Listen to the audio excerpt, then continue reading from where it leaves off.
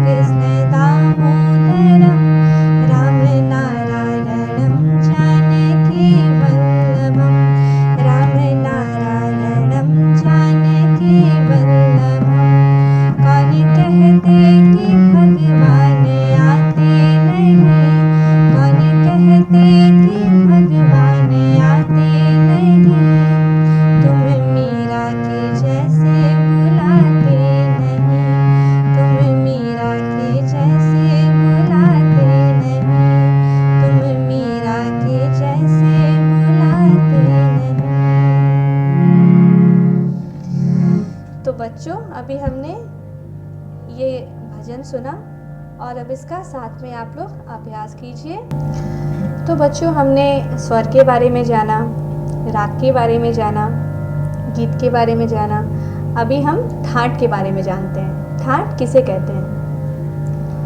ठाट सप्तक के 12 स्वर समूह क्रमानुसार मुख्य 7 स्वरों को ठाट कहते हैं। ठाट वह है जिससे राग का जन्म होता है।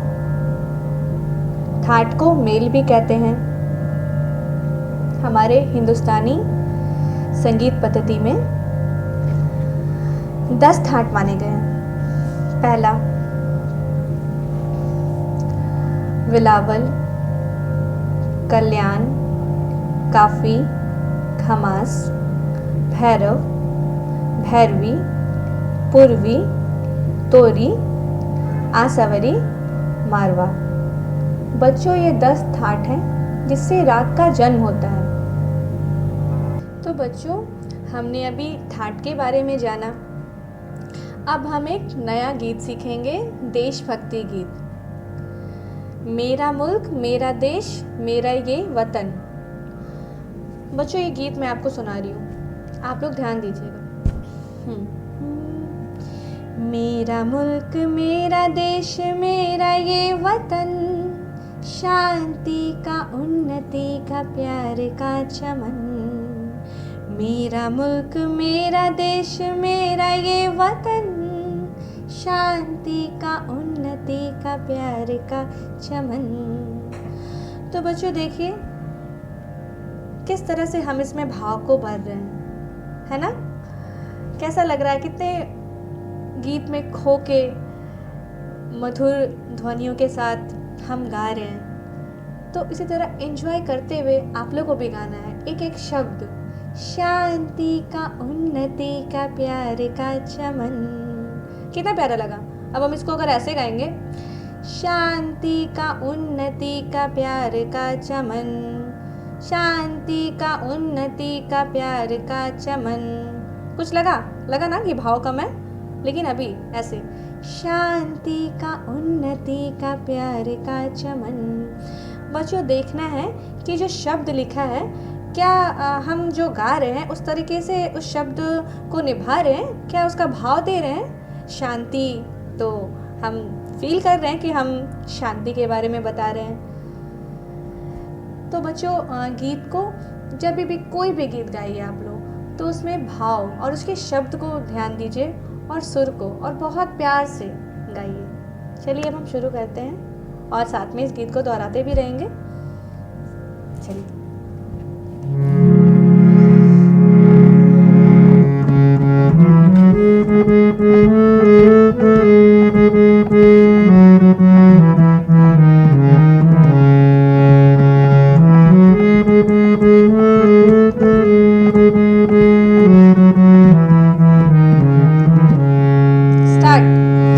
मेरा मुल्क मेरा देश मेरा ये वतन, शांति का उन्नति का प्यार का चमन।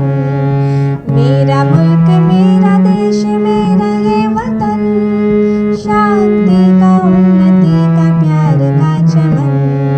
इसके वास्ते निसार है मेरा तन मेरा मन। है वतन जाने मन जाने मन जाने मन।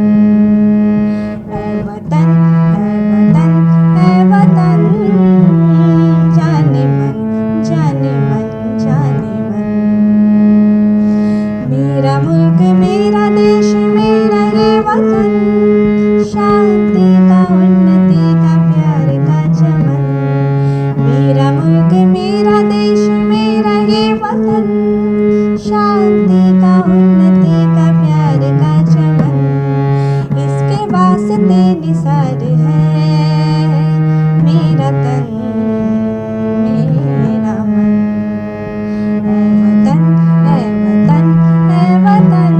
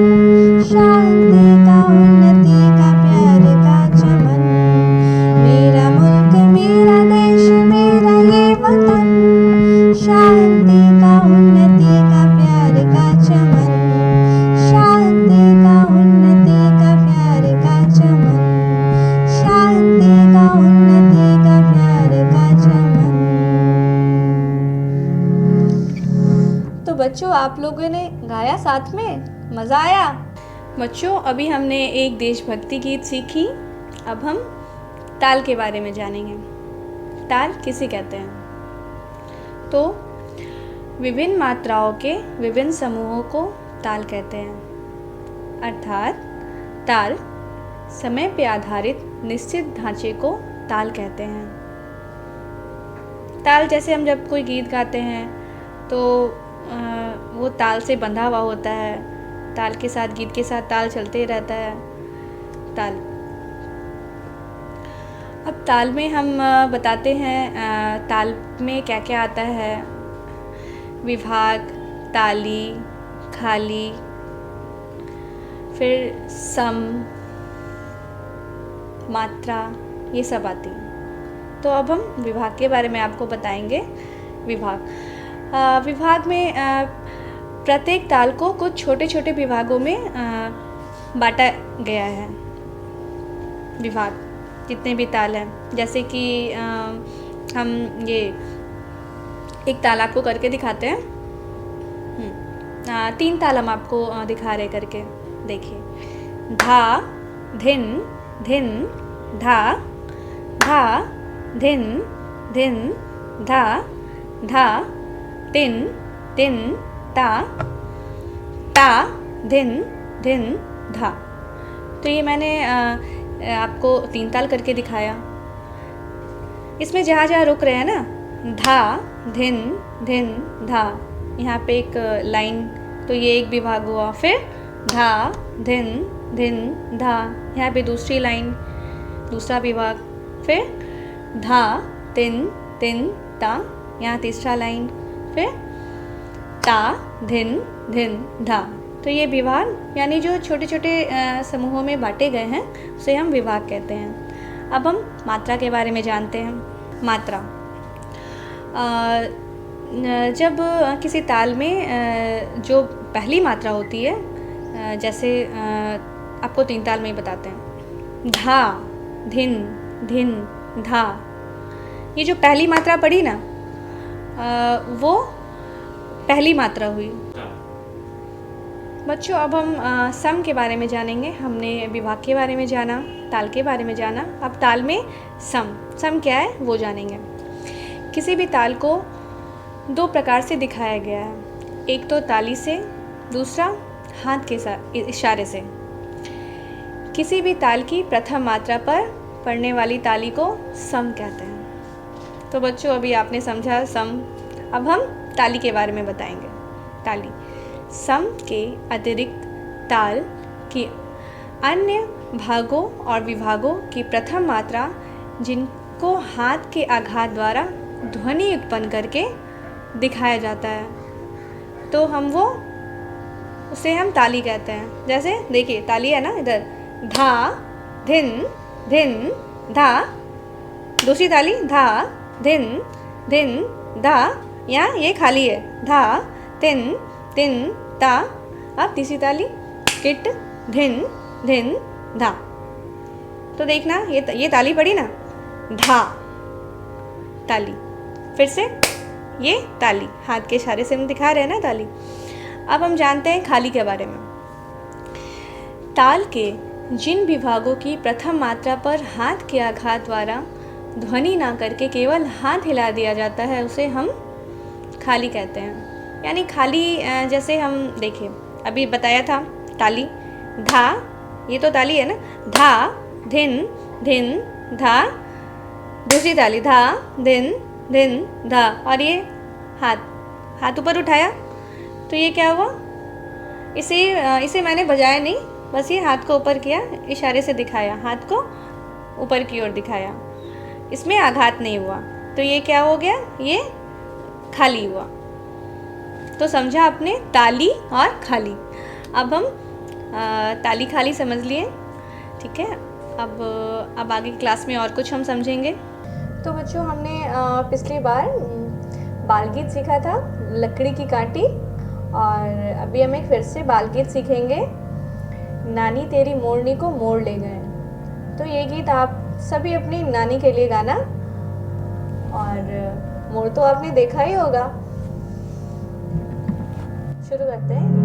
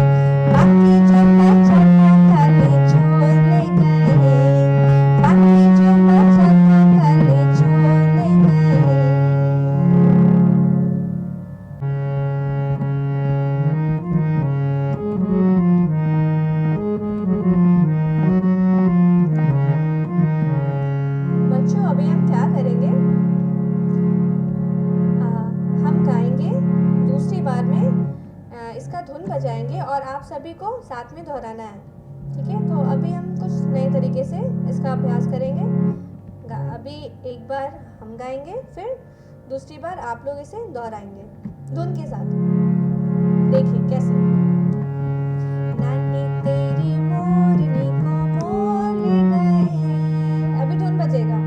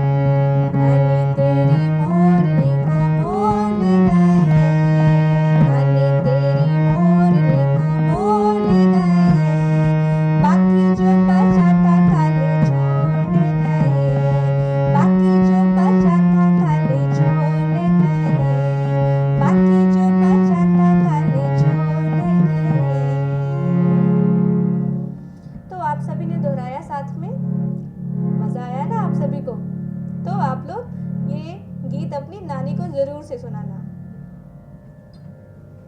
अब हम अगली क्लास में मिलेंगे और आज के लिए बस इतना ही। टाटा बच्चों, बाय बाय।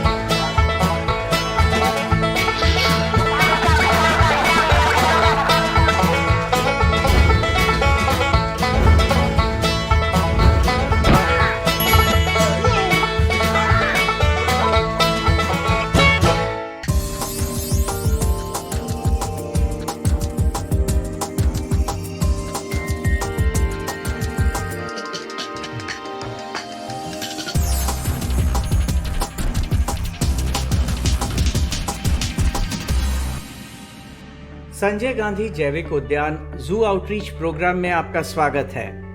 आज हम जिस जानवर के बारे में बात करेंगे वो बिल्लियों की प्रजाति से संबंध रखता है, लेकिन बेहद खतरनाक, ताकतवर और फुर्तीला है। हम बात करेंगे तेंदुआ यानी लेपर्ड की। इसका वैज्ञानिक नाम पैंथेरा पार्डस है। तेंदुआ भारत के जंगलों में आम तौर पर पाए जाने वाला एक शिकारी जानवर है और मांसाहारी जीवों की श्रेणी में आता है। ये देखने में बेहद खूबसूरत नजर आता है, जो गर्म इलाकों से लेकर बर्फीले इलाकों में भी पाए जाते हैं। बर्फीले स्थानों में पाए जाने वाले तेंदुए को हिम तेंदुआ भी कहा जाता है। तेंदुआ माहिर शिकारी की श्रेणी में आने वाला जानवर है। इसे साइलेंट किलर के नाम से भी जाना जाता है, क्योंकि ये अपने शिकार को बचने का कोई भी मौका नहीं देता है। तेंदुआ आकार में बाघ और शेर से छोटा होता है, लेकिन ऊर्जा के मामले में ये बाघ और शेर से कम फुर्तीला नहीं होते हैं। पटना जू में इनकी संख्या 5 है, जिसमें 3 मेल हैं और 2 फीमेल हैं। पटना जू में हमारी तैयारी है कि लेपर्ड इनक्लोजर को एक नया लुक दिया जाए, इसे सी थ्रू बनाया जा सके, जिससे दर्शक आसानी से इसे आस पार आड़ पार देख सके और उनके लिए एक विजिटर गैलरी भी हो। लेपर्ड जो है किसी भी शिकार को लेकर के मतलब आराम से खाना पसंद करता है, और इसके लिए जनरली वो शिकार को लेकर और काफ़ी ऊंचाई पे पेड़ पे लगभग 15 से 20 फीट तक ऊपर ले जाकर, जैसे चीतल को ऊपर डाली पर ले जाकर के बैठ के आराम से खाना पसंद करता है, ताकि इसके शिकार को कोई दूसरा जानवर इसे छीन ना सके। एक स्वस्थ तेंदुए का जीवन काल लगभग 20 वर्षों का होता है। मादा तेंदुआ नर तेंदुआ से आकार और वजन में कम होती है। नर तेंदुए का वजन 37 से 91 किलोग्राम तक होता है और मादा तेंदुए का वजन 28 से 60 किलोग्राम तक होता है। इनकी लंबाई 45 से 80 सेंटीमीटर तक होती है। ये काफी अच्छे तैराक होते हैं और नदी नालों में आसानी से तैर सकते हैं। ये मुख्यतः अफ्रीका, चीन और भारत में पाए जाते हैं। तेंदुए की खाल पीले रंग की होती है, जिस पर गहरे रंग के धब्बे होते हैं, जो इनकी पहचान है।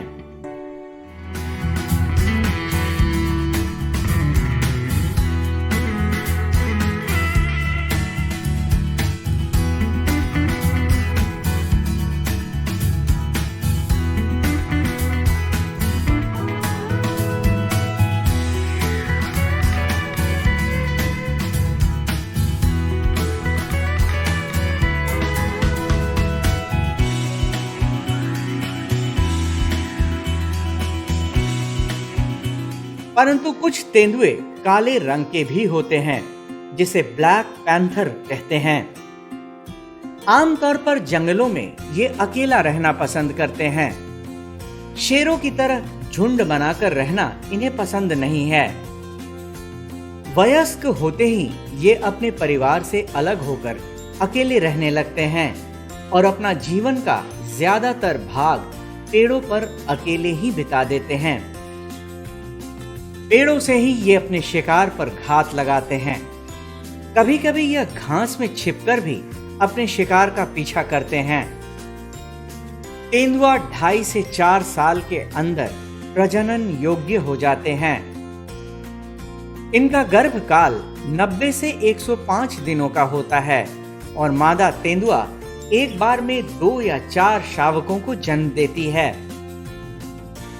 इनकी पूंछ लंबी होती है, जो इन्हें संतुलित करने में और तेज रफ्तार में मुड़ने में मदद करती है। ये काफी तेज दौड़ते हैं। इनके दौड़ने की रफ्तार 60 किलोमीटर प्रति घंटा तक होती है। ये हवा में 6 मीटर लंबी छलांग भी लगा सकते हैं। बाघ की अपेक्षा में इसका पगमार्क काफ़ी छोटे होते हैं, जिसके आधार पे हम लोग जंगलों में गणना कर पाते हैं कि ये तेंदुआ और बाघ का जो पगमार्क है उसे अलग अलग बिल्कुल अलग तरीके से पहचान हो जाती है। बाघ का इनसे बड़ा होता है। बाघ का लगभग 14 सेंटीमीटर, 15 सेंटीमीटर, 16 सेंटीमीटर तक जाता है और लेपर्ड का उस हिसाब से काफ़ी छोटा रहता है, जो एक दोनों में भिन्नता प्रदान करता है। और गद्दी और नाखून दोनों बिल्कुल अलग अलग बाघ के होते हैं। लेपर्ड के जो होते हैं नाखून का जो पगमार्क होता है काफ़ी छोटा होता है, बाघ का काफ़ी बड़ा होता है, जिसकी कोई भी आदमी जंगल में पहचान कर पाता है कि ये बाघ का पगमार्क है और ये तेंदुआ का पगमार्क है। और ये वाइल्ड लाइफ प्रोटेक्शन एक्ट के अंतर्गत में शेड्यूल 1 के प्राणी हैं और IUCN में इनका जो स्टेटस है लोअर रिस्क पे रखा गया है। इनका जो संजय गांधी जैविक उद्यान में रख रखाव है काफ़ी अच्छे तरीके से किया जाता है। मौसम के हिसाब से इनके रख रखाव में परिवर्तन होता रहता है। मौसम के हिसाब से इनका भोजन में परिवर्तन होता रहता है। भोजन में हम लोग प्रमुख रूप से इनको महिष मांस दिया जाता है और गर्मी के मौसम में इनके नाइट हाउस में कूलर, पंखे, ठंडे पानी की व्यवस्था की जाती है। उसी प्रकार जाड़े के मौसम में हीटर इत्यादि की व्यवस्था की जाती है। रोशनदान वगैरह को फूस से ढक दिया जाता है ताकि इन्हें ठंड न लगे। और चूँकि रख रखाव पे भी काफ़ी ध्यान देना पड़ता है। साप्ताहिक रूप से इनके केजों की सफाई होती है। इनके केज बाड़े में घास कटाई होती है। संजय गांधी जैविक उद्यान में ये तेंदुए दर्शकों के लिए आकर्षण का केंद्र हैं। संजय गांधी जैविक उद्यान जू आउटरीच प्रोग्राम में आज हम जिस जानवर के बारे में बात करेंगे उसे जंगल का राजा कहा जाता है, जिसका नाम सुनते ही मन में एक भयानक और बेहद डरावने जानवर की तस्वीर उभरती है और जिसकी एक दहाड़ अच्छे अच्छों की होश उड़ा देती है। सबसे बड़ी बात, हमारा राष्ट्रीय चिन्ह जो अशोक स्तंभ है उसमें भी इसी जानवर का चित्र अंकित है। जी हां, आपने बिल्कुल सही समझा। हम बात कर रहे हैं शेर की। शेर एक बेहद खूंखार, खतरनाक और आक्रामक जानवर होता है। यह सिर्फ हाथियों को छोड़कर जंगल में किसी भी जानवर से नहीं डरते। शायद इसीलिए आज हर कोई खुद को शेर कहलाना पसंद करता है। आज पूरी दुनिया में बस 2 ही तरह के शेर हैं, एक अफ्रीकी शेर और दूसरा एशियाई शेर। एशियाई शेर मुख्य रूप से भारत के गुजरात में गिर के जंगलों में मिलते हैं। ये बेहद आक्रामक और कमाल के शिकारी होते हैं। वैसे तो इन्हें जंगल का राजा कहा जाता है, लेकिन ज्यादातर शेर को जंगलों में खुले घास के मैदान में रहना पसंद है। शिकार करने की कला में मादा शेर नर शेर से एक कदम आगे होती है। पटना जू में जो लायन है इनकी संख्या मेल लायन की 3 है और एक हाइब्रिड लायनेस है जो काफ़ी एजेड है। तो इस तरह कुल इनकी संख्या 4 है। लायन होते हैं, इनमें सेक्सुअल डाइमॉर्फिज्म पाया जाता है, अर्थात मेल जो होते हैं वो फीमेल से अलग होते हैं।